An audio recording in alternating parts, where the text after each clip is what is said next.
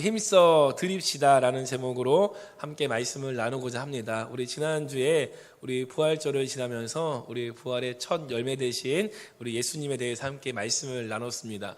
여러분, 그래서 우리가 적용을 이렇게 했어요. 내 안에 예수가 사는가? 부활하신 그리스도로 내가 만나서 동행하고 있는가? 여러분, 이것은요 선택사항이 아니에요. 고린도서 말씀 보니까 너희가 믿음 안에 있는가? 너희 자신을 시험하고 너희 자신을 확증하라. 예수 그리스도께서 너희 안에 계신 줄을 너희가 스스로 알지 못하느냐? 그렇지 않으면 너희는 버림받은 자니라. 그러니까 내가 예수 안에 거하지 못하고 내가 예수로 살지 못하면 어떠한 자라고요? 버림받은 자라고요. 그러니까 우리가 주님과 동행하는 거, 내가 예수로 사는 거, 이것은 내가 해도 되고 안 해도 되는 선택사항이 아니라 내가 반드시 예수님을 붙들어야 되고 예수님과 함께 동행해야 되는 이 필수적인 사건이라는 겁니다. 그래서 신앙의 결국은요 동행이라는 거예요. 우리가 주님과 동행하며 살아갈 때에 하나님의 영광을 드러내는 삶을 살아가게 됩니다. 여러분, 하나님의 영광을 드러내는 것, 그 영광을 위해 살아가는 것, 이것이 저와 여러분을 창조하신 하나님의 목적이라는 거죠. 여러분, 반려돌이 있대요. 반려돌, 애완돌맹이 들어보셨나요? 애완돌맹이. 애완견이 아니라 이렇게 돌멩이를 모셔놓고 쓰다듬어주고 사랑도 해주고 이렇게 아껴주는 그 애완돌멩이가 있대요. 제가 네이버에 검색해 보니까 제일 저렴한 애완돌멩이가 한 5,000원 정도 하고요. 비싼 거는 해외 직구를 하는데 88만 원이에요. 애완돌멩이가. 여러분, 오늘 예배 끝나시고요, 딴 데 가지 마시고 다 산에 가셔서 이쁜 돌멩이 찾아보세요. 근데 이게 우리나라는 얼마 안 됐지만 미국에서는요 이미 50년 전에 펫락이라고 하는 이 애완돌멩이가 먼저 이렇게 나왔어요. 그 애완돌멩이를 이렇게 출시한 사람이 이 게리 달이라고 하는 이 카피라이터예요. 그 광고 문구를 만드는 사람인데 문구를 이렇게 만들었어요. 먹이를 줄 필요도 씻겨줄 필요도 없다. 산책을 시켜주지 않아도 되고 여행으로 집을 비웠을 때에 나갈까봐 걱정하지 않아도 된다. 여러분, 얼마나 편해요. 씻겨주지 않아도 되고 먹이지 않아도 되고 그냥 이렇게 바라만 볼 수 있는 애완돌멩이. 이게 돌멩이 하나에 약 4달러, 지금 우리나라 돈으로 한 5,300원에 판매를 했대요. 누가 살까 싶은데 6개월 만에 150만 개가 팔렸고요. 그 당시 600만 달러, 지금 돈으로 80억 원의 수입을 6개월 만에 올립니다. 매뉴얼도 있어요. 앉아, 가만히 있어, 죽은 척 해봐를 아주 빨리 배울 수 있다. 그래서 이렇게 매뉴얼도 해가지고 판매를 한 거예요. 근데 여러분, 하나님이 우리를 부르실 때에 애완돌멩이로 부르지 않았어요. 하나님은 우리와 동행하기 원하시고 함께하기 원하시고 모든 것을 책임져 주기를 원하시는데 우리가 스스로 애완돌멩이처럼 신앙생활을 하는 거예요. 저는 가만히 있어를 제일 잘합니다. 저는 누워있으를 제일 잘해요. 죽은 척 해봐? 매우 잘합니다. 그런 신앙생활 가운데에 죽은 척 하지 마시고 가만히 있지 마시고 하나님과 동행하는, 하나님과 함께하는 삶을 살아가시길 축복합니다. 그래서 그 동행 가운데에 하나님은 우리의 삶을 드리는 그러한 예배자가 되기를 원하시는데, 그래서 그 첫 번째가 죄가 지배하지 못하게 하라는 거예요.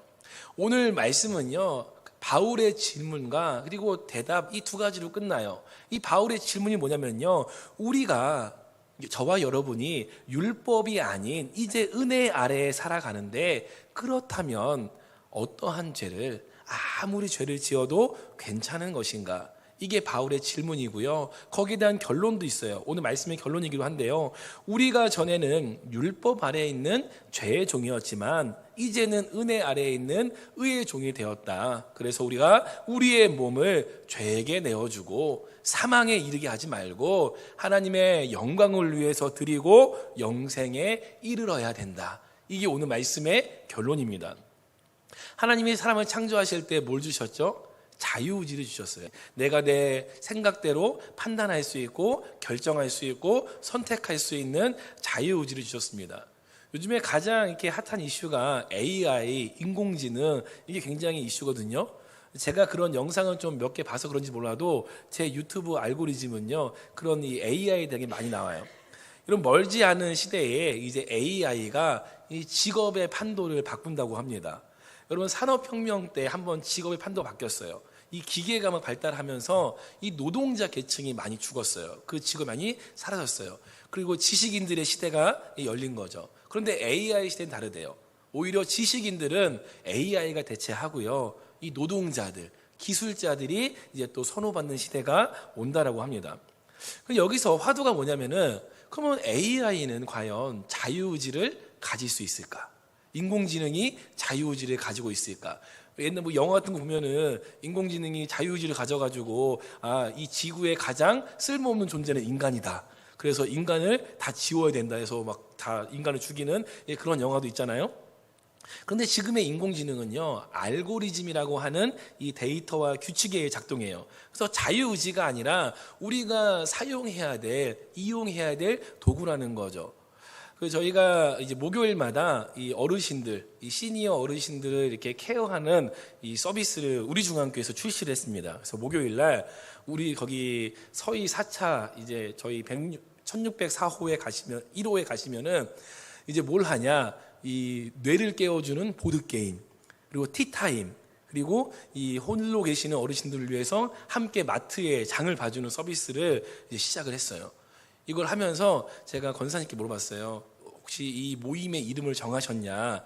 없대요. 그래서 되게 길게 모임 이름을 정해주신 거예요. 그래서 너무 길다. 그래서 제가 그거 말고 보드레헴, 뭐냐면은 베들레헴에서 예수님이 나셨잖아요. 그래서 보드게임인가 베들레헴 합쳐서 이 어르신들의 뇌가 다시 태어나는 이 보들레헴으로 이렇게 하자 했더니 목사님 장명소로 하셔도 될 것 같아요 막 그러시는 거예요. AI가 있어요. 제가 AI한테 이런 우리가 서비스를 할 건데 이름이 뭐가 좋겠냐 했더니 막 여러 가지를 줘요. 비슷해요. 막 길게 줘요. 그래서 야 어렵다 쉽게 해달라. 그러니까 또 짧게 막 줘요. 너무 단순해요. 그래서 야 좀 언어 유희를 해봐. 언어 유희를 했더니 막 또 언어 유희가 또 어려워요. 막 영어 쓰면 해서 더 쉽게 한글 넣어서 했더니 그 중에 하나가 이 보드레임이었어요. 그래서 야 이거다. 그래서 제가 올려드렸거든요. 지금 처음 밝히는 비밀입니다. 제가 한 게 아니라 AI가 있어요. 그런데 그 명령 어떻게 해달라 어떻게 해라 그건 제가 입력을 한 거죠. AI가 자유의지를 가지고 이름을 정해야겠다고 정한 게 아니라는 거예요. 그래서 우리가 인공지능의 그런 시대에 사는데 인공지능의 지배를 받게 될까 봐 걱정하는 게 아니라 성도가 걱정이 될 것은 죄의 지배를 받지 않도록 걱정을 해야 한다는 거죠. 여러분 자유의지가 있다고 해서 내 마음대로 다 사는 것이 아니에요. 내가 내 마음대로 모든 것을 할 수 있다가 아니라 그럼 내가 무엇을 따라가고 어떤 결정을 하고 이러한 걸 선택할 수 있다는 이야기죠. 그러니까 내가 누군가를 무엇을 내가 주인으로 내가 삼고 살아갈 것인가 목적을 두고 살 것인가를 선택할 수 있다는 거예요. 여러분 12절을 보니까 이렇게 말해요. 죄가 너희 몸을 지배하지 못하게 해라. 여러분 지배하지 못하게 한다는 것은요. 이 왕이나 통치자가 지배하는 것을 말해요. 그러니까 우리의 몸을 이 죄라고 하는 것이 나를 다스리고 통치하고 지배하지 못하도록 해야 한다. 그런데 무엇을 지배하지 못하게 하냐? 죽을 몸을. 죄는요. 자꾸 우리의 몸에 관여를 해요. 이런 육체적인 몸도 있지만 우리의 생명, 야 죽기 전에 해봐야지, 죽기 전에 가봐야지, 야 너 이거 이렇게 하다가는 너 인생 너무 피곤해져, 네 육신이 너무 피곤해져, 너 그러다 나중에 늙어서 폐지 주스면 어떡하려고. 어떤 그 학생이 글을 썼어요. 내가 나중에 늙어서 이렇게 폐지 죽지 않으려면은 지금부터 미리 주술까? 라고. 이해를 못하신 건가요? 지금부터 폐지를 미리 주워서 모아놓을까라고 이렇게 글을 썼더라고요. 여러분 우리의 인생 가운데에 우리는요 이 육신이 잘못될까봐 우리의 육체적인 생활이 무너질까봐 그 염려와 걱정 가운데 살아갑니다. 그러니까 죄는요 계속 그걸 건드는 거예요. 야 네가 좀 편하게 살려면은 이 정도는 네가 해야 되지 않아? 네가 좀 여유롭게 살려면은 이 정도는 해야 되지 않아? 너의 삶을 위해서라면은 죽기 전에 여기는 가봐야 되지 않아? 우리 버킷 리스트라 그러죠. 죽기 전에 꼭 가봐야 될 것, 해야 될 것, 내가 먹어야 될 것. 근데 여러분 그것이 아니라 우리가 정말 하나님을 향해서 나아가야 한다는 거죠. 그래서 사람은요 결국 내가 중요하게 여기는 것을 섬기며 살아가요. 여러분 돈을 중요시 여기는 사람은요 돈을 섬기는 거예요. 그래서 돈을 위해서 뭐예요? 내 삶을 드려요. 내 시간을 드려요. 내가 가진 것을 내가 드려서 그 돈을 소유하려고 합니다. 여러분, 권력을 얻기 위해서요, 이 권력이 힘이잖아요. 그런데 참 아이러니하게 권력을 얻기 위해서 어떻게 해야 돼요? 권력자한테 고개를 숙여야 돼요. 비굴하게 좀 비빌지도 알고, 그래야 권력을 얻을 수가 있어요. 좀 있으면 이제 선거가 다가오는데, 여러분, 대통령 출마하는데, 그냥 당선되는 것도 아니고 출마하는데 드는 비용이요, 3억이래요. 3억. 일단 3억을 내야 내가 후보로 등록할 수가 있어요. 그런데 이 돈을 나중에 돌려줘요. 15% 이상 득표를 하면은 전액을 돌려줘요. 10%에서 15% 사이로 득표하면은 50% 돌려줘요. 10% 이하는요, 안 돌려줘요. 그냥 3억 날아가는 거예요. 근데 3억만 드나요? 또 선거인데 막 어마어마한 돈 들잖아요. 근데 우리 후보들 보면요, 전혀 누군지 몰라요.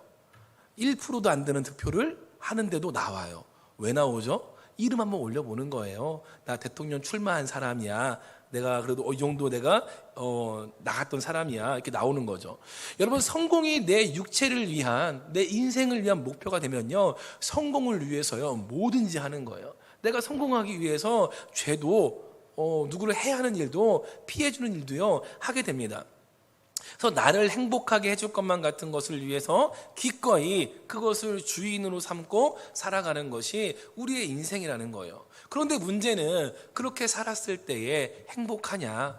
내 자유의지를 선택한 것 같은데, 여러분, 이러한 것들은요, 내 자유를 빼앗아 갑니다. 그래서 정해진 길로 가게 해요. 돈을 벌기 위해서 정해진 길, 권력을 위해서 정해진 길, 내 인생의 만족을 위해서 정해진 길, 그 길로 가다 보면요, 어디로 가냐? 죽음으로 가는 거예요. 사망으로 가는 거예요. 내가 행복을 위해 선택한 것 같은데 결국 그 길, 그때는 행복이 없다라는 거죠. 그러니까 일평생을 돈을 위해 살고, 일평생을 권력을 위해 살고, 이 성공과 행복을 위해 살았는데 그 무엇도 내가 손에 쥐지 못하는 인생이 되어집니다. 여러분, 우리가 교회 가운데에 은혜라는 말을요, 너무 쉽게, 너무 남용하거나 오용해서는 안 돼요. 여러분, 은혜라는 말을 쓰면서 이렇게 말해요. 야, 우리가 지금 율법 아래 살지 않고 은혜로 살아가잖아. 은혜로. 그러니까 이 정도는 좀 융통성 있게 해도 돼. 하나님도 다 이해하실 거야. 뭘 이해해요? 하나님은 분명히 하지 말라고 했는데 하나님도 이해하실 거야. 여러분, 누군가 이렇게 말한다면 여러분, 그것은요, 사단의 음성이에요. 여러분을 넘어뜨리고 죄로 가게 하고 사망으로 가게 하기 위해서 유혹하는 음성이라는 거죠. 여러분, 성경은 분명히 말합니다. 죄에 순종하면 죄의 종이고 의를 행하는 자가 의의 종이다. 여러분, 죄를 짓는 죄의 종은 어디로 갑니까? 사망으로 가요. 의를 행하는 의의 종은 어디로 갑니까? 생명으로 갑니다. 이게 로마서 6장 16절의 말씀이에요. 함께 읽어볼게요. 너희 자신을 종으로 내주어 누구에게 순종하든지 그 순종함을 받는 자의 종이 되는 줄을 너희가 알지 못하느냐? 혹은 죄의 종으로 사망에 이르고 혹은 순종의 종으로 의에 이르느니라. 아멘. 여러분, 어느 길을 가시겠습니까? 죄의 종이 되어서 사망으로 가는 길이 있고요, 의의 종이 되어서 여러분 생명으로 가는 길이 있습니다. 여러분, 생명을 택하고 의를 택하시기를 주님의 이름으로 축복합니다. 자, 두 번째는요, 우리를 의의 도구로 하나님께 드리라라는 거예요. 우리 13절 말씀 함께 볼게요.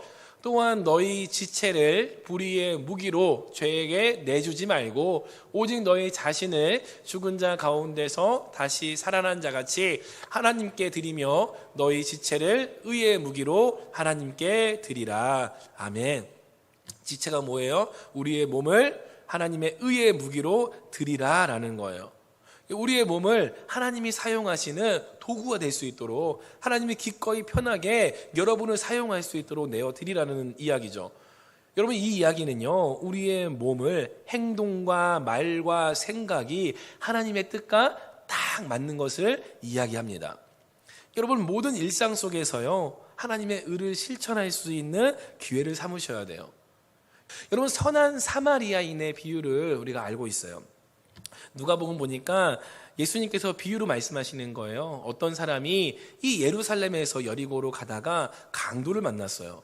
그래서 강도들이 그 옷을 벗기고 이 때려가지고 거의 지금 죽을 지경이 된 거예요. 그러니까 이 사람은 그냥 여기 두면요, 죽어요. 죽을 수밖에 없어요. 그런데 마침 그 길을 누가 지나가냐? 제사장이 지나갑니다. 여러분, 제사장은 지금 말하면요, 이 저와 같은 이렇게 목회자를 이야기해요. 제사를 드리고 이것을 예배를 인도하는 사람을 이야기합니다. 그런데 이 목사님이 지나가다가 다 죽어가는 사람을 보고 그냥 외면하고 지나가 버렸어요. 또 누가 지나가냐? 레위인이 지나가는데 그 레위인도 똑같이 그냥 외면하고 지나갑니다. 근데 어떤 한 사람이 지나가요. 근데 이 사람은 사마리아 사람이에요. 여러분, 사마리아 사람은요, 이스라엘 유대인들이요, 무시하고 멸시하고 상종도 안 하는 사람들이에요. 소위 말하는, 야, 개만도 못한, 차라리 우리 집 강아지가 더 이뻐, 이럴 정도로 개만도 못하게 취급받는 사람들이 사마리아인이에요. 근데 이 사마리아 사람은요, 지나가다가 이 죽어가는 사람을 보고 그냥 지나가지 않습니다. 불쌍히 여겨서 그 사람에게 포도주를 부어주고, 또 상처를 싸매주고 기름을 발라주고 자기 짐승을 태워서 주막으로 데려왔대요. 여러분, 짐승을 태웠다는 것은요, 어떤 사람이 여행하는데 여러 마리 끌고 가지 않을 거 아니에요. 내가 탈 그 짐승만 가져갔을 텐데 이 환자를 태우고 자신은 걸어갔다는 거예요. 여러분, 포도주와 기름 나한테 있는 거 좀 부어줄 수 있죠. 발라줄 수 있죠. 그런데 짐승을 태운 거는요, 내가 희생하고 내가 고생해도 야, 네가 타고 가라. 네가 너한테 더 필요한 것 같다 내어줬다는 거죠. 그리고 이 주막으로 데려가서 이제 돈을 주면서 치료해주고 내가 갔다가 돌아오는 길에 다시 들릴 때에 비용이 더 들었으면은 더 지불하겠다. 이렇게 해서 이 사람을 도와준 거예요. 그리고 예수님 묻는 거죠. 야, 이 중에 누가 이웃이냐? 누가 이웃이냐? 여러분, 누가 이웃입니까? 목사님이 이웃이에요? 레위인이 이웃입니까? 아니죠. 도와주고 싸매주고 실천한 사람이 이웃이라는 거예요. 그러니까 하나님은요, 우리에게 말할 때에 그냥 우리끼리 좋다, 그냥 여기가 좋사오니 초막셋을 지어서 예수님 한 채, 엘리야 한 채, 모세 한 채, 이걸 원하시는 게 아니라 하나님은 우리가 세상에 나아가서 이 말씀대로 살아내고, 가정에서 살아내고, 이웃과 살아내고, 직장 가운데 살아내기를 원하신다라는 거예요. 이렇게 행하는 우리의 삶, 그게 뭐예요? 의의 도구로 우리의 몸을 내어주는 거예요. 우리가 하나님께 도구로 드린다는 것은 하나님이 우리를 쓰시기 원하는 모양대로 우리가 내어 드리는 거예요. 여러분, 내어 드리는 게 뭐예요? 우리의 자유의지예요. 하나님은 그냥 무조건 끌고 와서 너 땅 파야 되고 막 땅에다가 막 내리 찍으시는 게 아니라 자유의지 가운데에, 야, 너 나한테 쓰임받기 원하냐? 내가 이러한 일을 하는 데에 나는 이러한 도구가 필요하다, 내어주겠냐? 라고 우리에게 그러한 자유의지를 주셨다라는 겁니다. 우리가 부활절을 지났습니다. 여러분, 부활절 가운데에 우리가 오늘 세례식도 있을 텐데 예수로 죽고 예수로 사는 게 부활이다라고 말씀을 드렸어요. 여러분, 아담으로 살고 나로 살 때는요, 우리가 내 자유대로 사는 것 같지만 우리는 죄의 무기고 불의의 무기가 되어 사는 거예요. 근데 부활 신앙을 가진 우리는요, 예수로 살고 내 안에 예수가 살고 그 생명이 흐를 때에 의의 도구로, 하나님이 사용하는 도구로 사용되어집니다. 13절, 오직 너희 자신을 죽은 자 가운데서 다시 살아난 자같이 하나님께 드리며. 여러분, 죽은 자 가운데 다시 살아나신 분이 누굽니까? 예수 그리스도. 하나님이 예수님의 그 자유의지 가운데에 그 몸을 내어주신 거예요. 마찬가지로 하나님 우리도 우리의 몸을 내어드려서 하나님의 도구로 너희가 쓰임 받아라, 이렇게 말씀을 하고 있습니다. 여러분, 내 안에 사는 이가 누구인가? 나는 지금 누구의 도구가 되어 살아가는가? 여러분, 점검하시길 축복합니다. 자, 마지막 세 번째입니다. 은혜 안에 자유를 누리자라는 거예요. 14절 보니까요, 죄가 너희를 주장하지 못하리니 이는 너희가 법 아래에 있지 아니하고 은혜 아래에 있음이라. 여러분, 은혜 아래에 사는 것은요, 참 자유를 의미합니다. 여러분, 죄는요, 나에게 자유를 주는 것 같아요. 돈은요, 나한테 자유를 주는 것 같아요. 권력은요, 나한테 자유를 주는 것 같아요. 그런데 결국 나를 지배합니다. 그런데 은혜는요, 하나님의 도구가 되면은 내 삶은 없는 것 같은데 오히려 하나님이 나에게 참된 자유를 주신다는 거예요. 우리 갈라디아서 5장 말씀 함께 볼게요. 함께 봅니다. 그리스도께서 우리를 자유롭게 하려고 자유를 주셨으니 그러므로 굳건하게 서서 다시는 종의 멍에를 매지 말라. 아멘. 여러분, 육체를 위하여 사는 것이 자유를 주는 것이 아니라 오직 은혜만이 우리에게 참된 자유를 준다라는 거예요. 우리 교회가 이렇게 성경 공부를 할 때에 우리는 삶 공부라고 해요. 삶 공부. 그래서 여러분 지금 풍성한 삶 이렇게 삶 공부를 하시잖아요. 근데 풍성한 삶이 끝이 아니라 원래는 굉장히 많아요. 생명의 삶, 새로운 삶, 확신의 삶, 경건의 삶, 뭐 직분자의 삶, 뭐 부부의 삶 많이 있거든요. 한 자매가 이렇게 얘기한 거예요. 저희가 그 자매가 새로운 삶까지 다 마쳤어요. 그래서 자기는 이제 삶 공부 다 했대요. 그래서 제가 너 무슨 소리냐? 뒤에 확신의 삶도 있고 경건의 삶도 있고 직장인의 삶도 있고 부부의 삶도 있고 계속 있어 했더니 이 자매가 절규하면서 그럼 도대체 내 삶은 어디에 있나요? 그러는 거예요. 여러분, 우리 대한민국이 자유민주주의 국가예요. 여러분, 각자의 자유와 권리를 보장해 줍니다. 그런데 이게 법의 테두리 안에 있을 때에 자유로운 거예요. 법에 어긋나서 내 마음대로 살아간다? 그건 자유가 아닌 거예요. 그 즉시 여러분 벌금을 맞든지 체포되어 가든지 합당한 처벌을 받게 됩니다. 내 영혼의 자유로움은요, 하나님 말씀 안에 거하고 그의 다스림 아래 거할 때에 주어지는 거예요. 이것이 진정한 은혜이고 진정한 자유인 겁니다. 하나님의 은혜가 없다, 하나님의 말씀이 없다, 그런데 나가 자유롭다? 그건 자유가 아니라 방종이라고 합니다. 여러분, 갈라디아서 5장 말씀 함께 볼게요. 13절입니다. 형제들아, 너희가 자유를 위하여 부르심을 입었으나 그러나 그 자유로 육체의 기회를 삼지 말고 오직 사랑으로 서로 종노릇 하라. 아멘.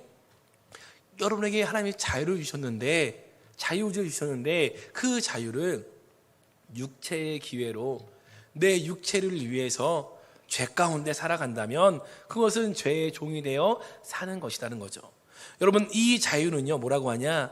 오직 사랑으로 서로 종노릇해라. 여러분, 자유를 주셨는데 뭘 하라고요? 종노릇을 타래요. 이게 우리에게 주신 자유라는 겁니다. 여러분, 서로 섬겨주는 삶을 살아갈 때에 그 안에서 자유로운 거예요. 남편은요, 아내를 섬겨야 됩니다. 그럼 남편만 아내를 섬기냐? 아니요. 아내도 남편을 섬겨야 됩니다. 그러면요, 자유로워요. 자녀가 부모를 섬기고요, 부모가 자녀를 섬겨줍니다. 여러분, 교회에서도요, 이 목회자가 이 성도들을 섬겨줍니다. 성도들은요, 또 연약한 성도를 섬겨주는 거예요. 교회를 섬기고 하나님을 섬깁니다. 여러분, 서로가 서로를 섬기는 관계가 되어질 때에 그곳에 참된 자유가 있다는 거죠. 근데 우리는 이것을 버리고 뭘 하냐? 섬김을 받고 싶어. 내가 받고 싶어. 내가 누리고 싶어. 나는 섬기고 싶지 않아. 왜 내가 섬겨야 돼? 나에게 자유가 있다면서. 여러분, 이것은 자유가 아니라는 거예요. 내 육체를 위한 자유가 아니라 우리가 서로를 섬김으로 주님이 주시는 그 자유를 누리시기를 축복합니다. 말씀을 정리합니다. 여러분, 힘써 드립시다라는 제목으로 오늘 말씀을 나누는데요, 여러분, 이 시간 주님께 무엇을 가지고 나오셨습니까? 예수님은요, 과부가 드린 두렙돈을 칭찬하셨어요. 여러분, 과부가 드린 두렙돈은요, 지금 말하면요 100원짜리 500원짜리 잔돈 넣어 드린 거예요. 그런데 예수님은요, 저 과부가 가장 많이 드렸다, 가장 큰 것을 드렸다 칭찬하십니다. 그 과부의 두렵돈은요, 과부의 삶이고요, 과부의 전부고요, 과부가 드릴 수 있던 최상의 것이었어요. 여러분, 헌금으로 우리가 물질을 드리는 것은요, 그냥 내 마음을 표현하는 도구인 거예요. 그러니까 금액이 얼마다, 금액이 크다, 금액이 많다, 이것이 아니라 정말 그 예물에, 내가 드리는 것에 마음이 담겨 있는가. 그것이 물질이든 시간이든 여러분의 재능이든 내 마음이 담겨 있고 내 정성이 담겨 있고 내 삶이 담겨 있다면 하나님은 그것을 기쁘게 받으십니다. 그런데 아무리 큰 것을 드려도, 아무리 많은 것을 드려도 내 삶이 담겨 있지 않고 내 전부가 담겨 있지 않고 내 마음이 담겨 있지 않다면 하나님은 그것을 기쁘게 받지 않으신다는 거죠.